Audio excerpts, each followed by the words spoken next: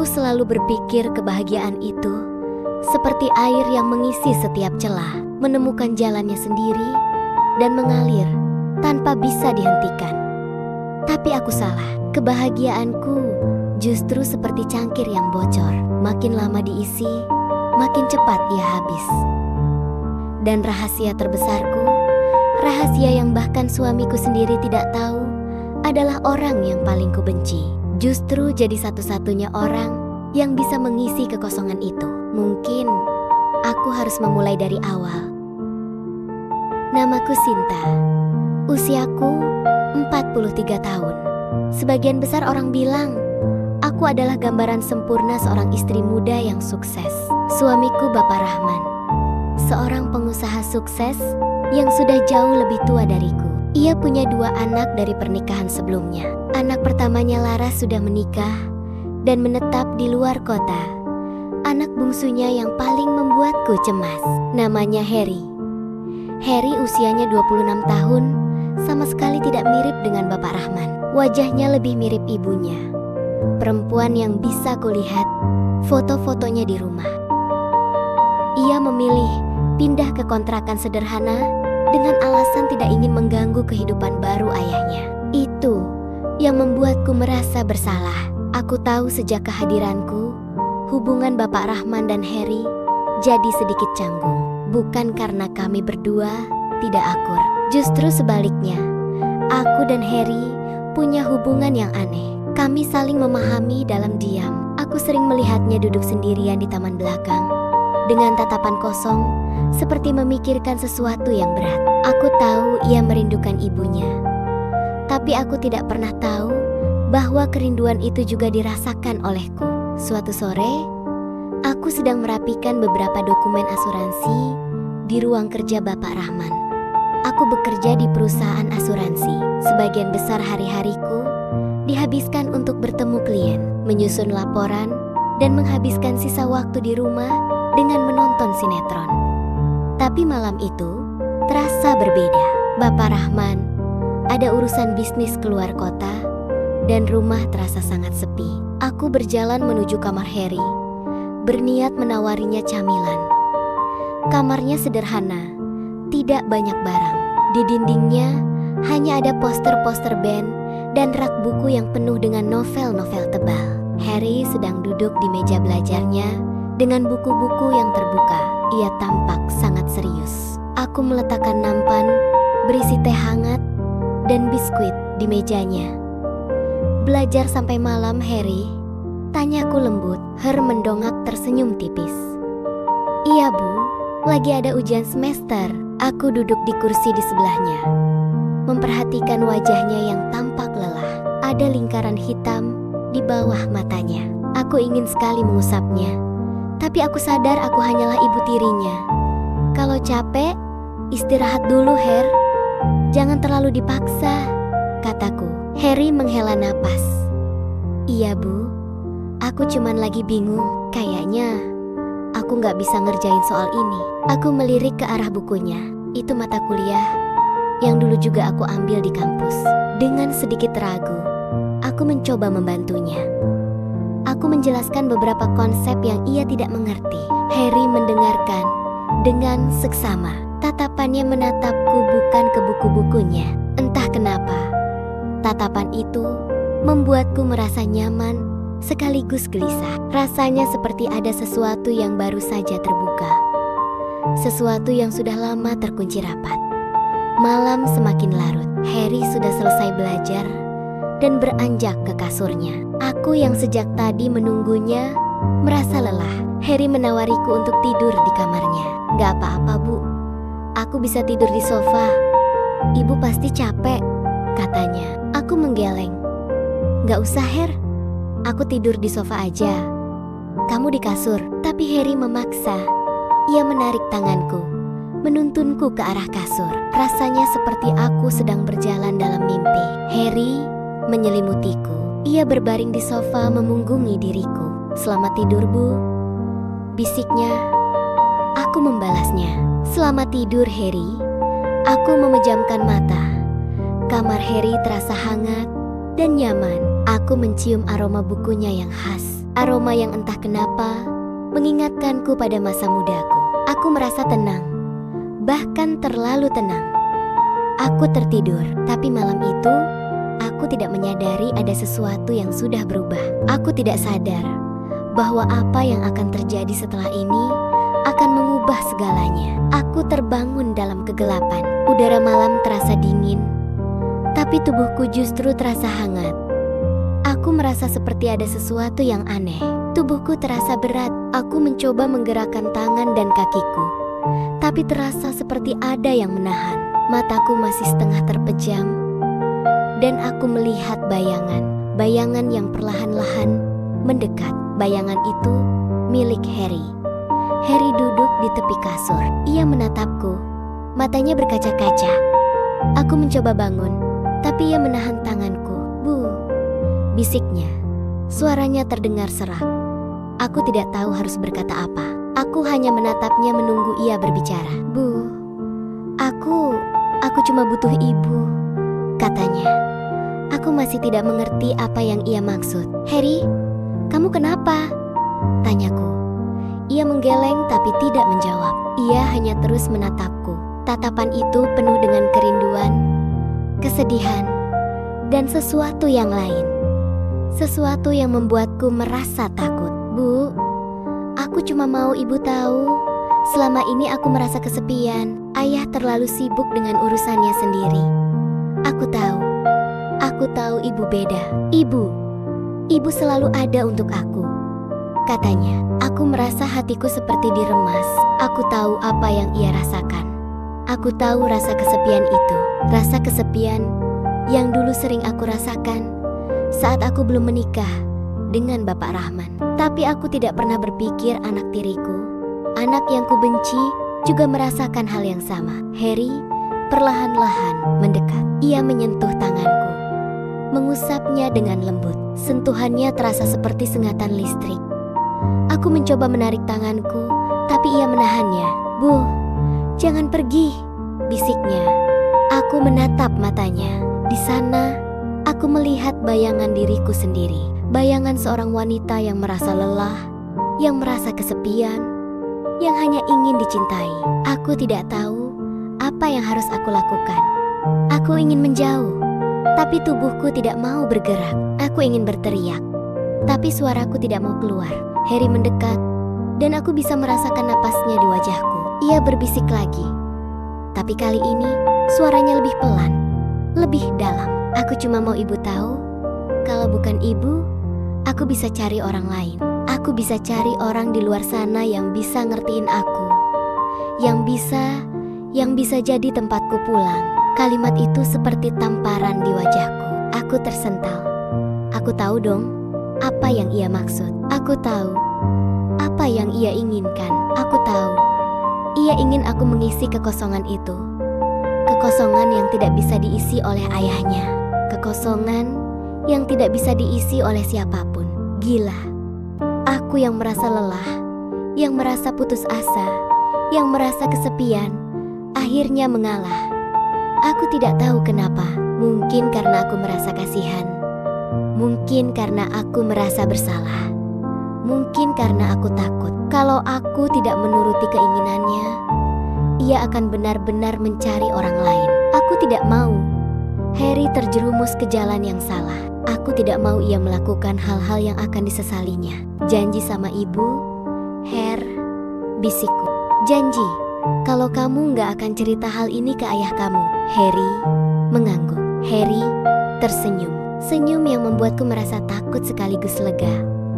Ia memelukku, dan aku membalas pelukannya. Aku merasa lelah, tapi entah kenapa, aku juga merasa bahagia. Aku tahu, malam itu, aku telah mengambil keputusan yang salah. Tapi aku juga tahu, malam itu, aku telah menemukan sesuatu yang sudah lama hilang dari hidupku. Aku telah menemukan kehangatan yang kurindukan.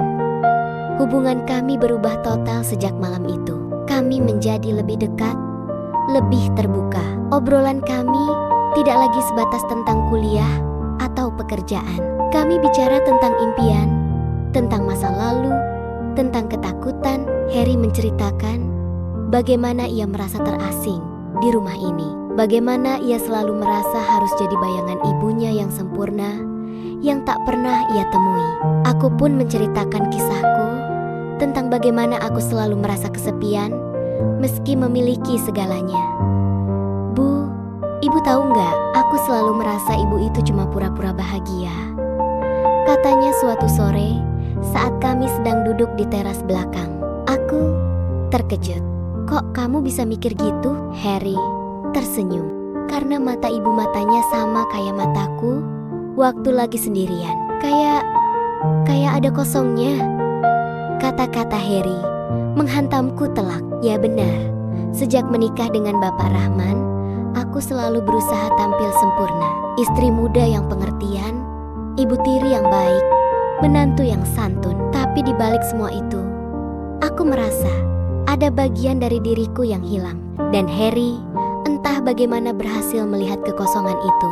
Hubungan kami semakin dekat dan kami menghabiskan lebih banyak waktu bersama. Harry sering mengajakku makan di luar, menonton film, atau sekadar jalan-jalan. Bapak Rahman yang sibuk dengan pekerjaannya tidak pernah menyadari apa yang terjadi. Ia justru senang melihat kami berdua akrab. Sinta, kamu memang istri yang paling baik, bisa akrab sama Harry. Ayah yakin Laras juga pasti senang kalau lihat kalian berdua. Katanya suatu malam. Aku hanya tersenyum, tapi hatiku seperti tertusuk duri. Aku merasa bersalah, tapi juga merasa bahagia. Aku tahu apa yang kulakukan ini salah, tapi aku juga tahu aku tidak bisa berhenti. Aku sudah terlalu jauh. Suatu malam, Bapak Rahman harus pergi keluar kota lagi. Aku merasa cemas. Harry datang ke kamarku. Ia mengetuk pintu dengan pelan. Bu, ibu udah tidur? Tanyanya. Her, ada apa? Jawabku. Harry masuk. Ia duduk di sampingku di ranjang. Aku merasa jantungku berdebar kencang. Harry menatapku. Matanya penuh dengan kerinduan. Bu, aku gak bisa tidur, bisiknya. Kenapa? Tanyaku. Aku cuma butuh ibu, katanya. Aku tahu apa yang ia maksud. Dan aku tahu aku tidak bisa menolaknya. Aku menghela napas dan membiarkannya. Aku membiarkan diriku tenggelam dalam kehangatan yang terlarang itu. Malam itu, aku tidak merasa bersalah. Aku hanya merasa lelah. Aku merasa bahagia. Aku merasa dicintai. Aku tahu apa yang kulakukan ini adalah sebuah kesalahan besar. Aku tahu aku sedang bermain api. Tapi aku tidak bisa berhenti. Aku sudah terlalu jauh. Dan aku tahu satu-satunya orang yang bisa menarikku dari lubang ini adalah diriku sendiri. Konflik batin ini terus menghantuiku. Setiap kali Bapak Rahman pulang, aku akan berlaku seperti istri yang sempurna. Aku akan menyiapkan makanan kesukaannya, menanyakan tentang pekerjaannya, dan menemaninya menonton televisi. Tapi di dalam hatiku, aku merasa seperti ada dua orang yang berbeda. Satu orang adalah Sinta, istri Bapak Rahman. Satu orang lagi adalah Sinta, Ibu Ti. Dan kedua orang ini tidak pernah bisa bersatu. Suatu hari, Laras datang berkunjung, anak perempuan Bapak Rahman yang paling dekat denganku. Kami sering bertukar cerita, dan Lara selalu menganggapku sebagai sahabat. Bu Sinta, kenapa akhir-akhir ini kok ibu kelihatan lesu? Tanya. Aku menggeleng. Enggak kok, cuman lagi banyak pikiran aja. Pikiran apa, Bu? Cerita aja sama aku. Aku kan udah kayak anak ibu sendiri, kata Laras. Aku ingin sekali menceritakan semuanya. Aku ingin sekali menceritakan tentang Harry, tentang rahasia kami, tentang betapa aku merasa terperangkap dalam hubungan ini. Tapi aku tidak bisa. Aku takut Laras akan membenciku.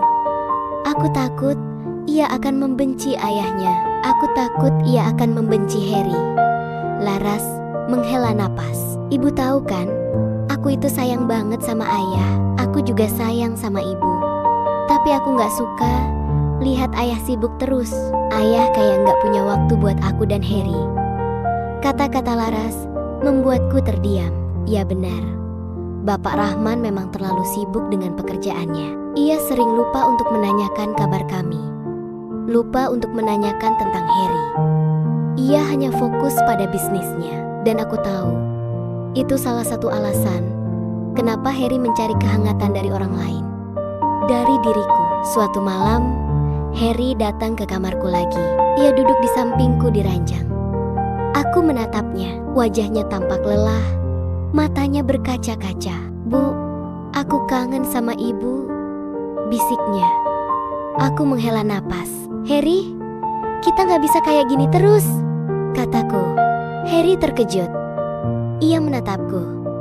"Kenapa, Bu?" "Ibu gak suka sama aku." "Bukan enggak suka, tapi ini salah, Her. Ini salah," kata Harry menggeleng. "Enggak salah, Bu. Ini enggak salah. Ini kan cinta." Aku menggeleng. "Ini bukan cinta, Harry. Ini cuman rasa kasihan. Rasa kasihan yang berujung pada kebahagiaan yang semu." Harry menunduk. Ia tidak menjawab. Aku melihatnya. Aku melihat seorang anak laki-laki yang putus asa, yang merasa kesepian, yang hanya ingin dicintai. Dan aku yang merasa lelah, yang merasa putus asa, yang merasa bersalah, akhirnya mengambil keputusan besar. "Harry, kita harus berhenti," bisikku. "Kita harus jujur sama ayah kamu." Harry mendongak. Ia menatapku. Matanya penuh dengan amarah. "Ibu gila. Ibu mau hancurin keluarga kita." Aku menggeleng. "Aku cuman mau kita jujur. Kita harus bilang ke ayah kamu kalau kita butuh ayah. Kita butuh dia untuk ada di sini. Kita butuh dia untuk jadi orang tua kita." Harry diam. Dia menatapku. Tatapan itu penuh dengan kebencian, kekecewaan, dan sesuatu yang lain. Sesuatu yang membuatku merasa takut. "Bu, aku gak bisa," bisiknya. "Aku nggak bisa." Aku tahu ia takut Bapak Rahman akan marah. Aku tahu ia takut kalau Bapak Rahman akan membencinya. Tapi aku juga tahu kalau kami tidak jujur, kami tidak akan pernah bisa bahagia. Harry pergi dari kamarku malam itu. Ia tidak lagi menyapaku, tidak lagi menatapku. Ia menghindariku. Aku tahu ia marah. Aku tahu ia kecewa. Tapi aku juga tahu ini adalah satu-satunya cara untuk kami berdua. Beberapa hari kemudian, Bapak Rahman pulang. Aku memberanikan diri untuk berbicara dengannya. Aku menceritakan semuanya. Tentang bagaimana aku merasa kesepian, tentang bagaimana Harry merasa terasing, dan tentang bagaimana kami berdua mencari kebahagiaan dari orang lain. Aku tidak menceritakan detailnya, tapi aku menceritakan tentang bagaimana kami berdua menemukan kedekatan emosional. Bapak Rahman mendengarkan dengan seksama. Ia tidak marah, ia hanya terdiam. Matanya berkaca-kaca. Ayah minta maaf Sinta. Ayah terlalu sibuk. Ayah lupa kalau kebahagiaan itu gak bisa dibeli pakai uang, katanya. Aku menangis. Aku memeluknya. Aku merasa lelah, tapi aku juga merasa lega. Aku telah membuang beban berat yang selama ini kupikul. Beberapa hari kemudian, Bapak Rahman memanggil Harry. Mereka berdua berbicara di ruang kerja Bapak Rahman. Aku tidak tahu apa yang mereka bicarakan, tapi aku mendengar Bapak Rahman menangis. Aku mendengar Harry menangis, dan aku tahu malam itu mereka berdua telah berdamai. Setelah itu, hubungan kami membaik. Kami lebih sering menghabiskan waktu bersama. Kami sering makan di luar, jalan-jalan, atau sekadar menonton televisi bersama. Harry juga kembali ke kuliahnya, dan ia tampak lebih bahagia. Suatu hari, Harry datang ke kamarku. Ia duduk di sampingku di ranjang. Ia menatapku. Matanya penuh dengan penyesalan. "Bu, maafin aku," bisiknya. Aku menggeleng. "Nggak apa-apa, Her. Kita sama-sama salah. Ibu tahu, ibu adalah satu-satunya orang yang bisa mengisi kekosongan itu. Ibu adalah rumahku," katanya. Kata-kata Harry membuatku terdiam. Aku tahu ia tulus.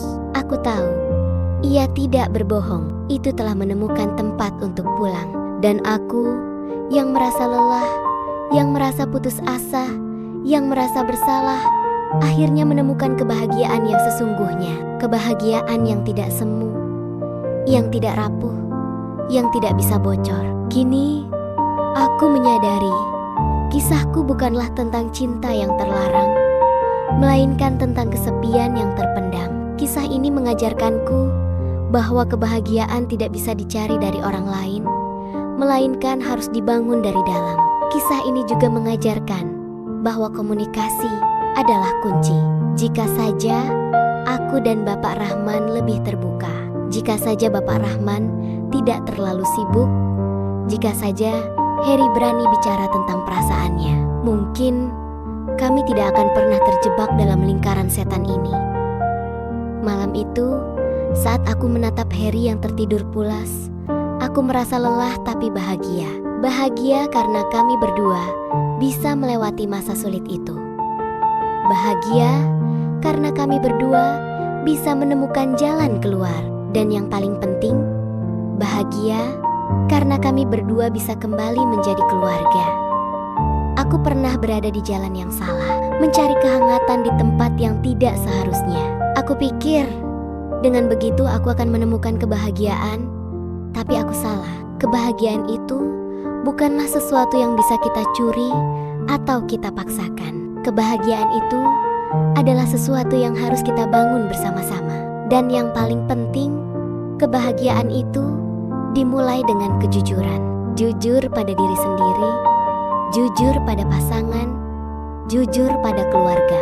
Jangan biarkan kesepian membuatmu mengambil keputusan yang akan kamu sesali seumur hidup. Karena terkadang yang kita butuhkan bukanlah orang baru, melainkan keberanian untuk kembali ke jalan yang benar. Kisah ini adalah refleksiku. Semoga bisa jadi pelajaran untuk kita semua. Kalau kamu pernah merasakan hal yang sama, atau punya kisah tentang cinta, keluarga, dan penyesalan, ceritakan di kolom komentar. Siapa tahu kisahmu bisa jadi pelajaran buat yang lain. Jangan lupa like, share, dan subscribe ke channel ini. Sekian dan salam.